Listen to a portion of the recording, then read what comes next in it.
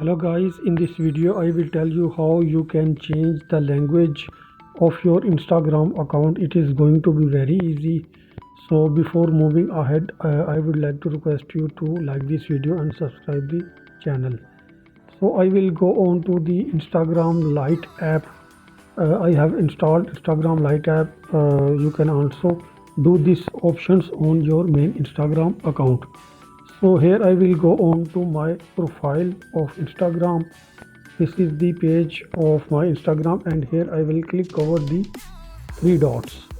As I click over the three dots, these options appear to me, and here I will click over the settings options.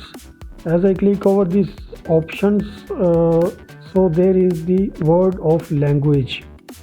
This is the word of language. I will just click over the language, and here I can change the language of my Instagram account. So there are different language. So for instance, I click over the Spanish language. As I click over the Spanish language, the language of my Instagram account has now changed.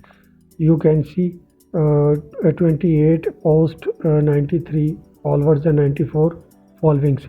So here again I will go on to the settings options here, and here I will click over the idioma to change my language back to English. So I will just click over the English US. So here this is the you can see I can reset my language from Spanish to English.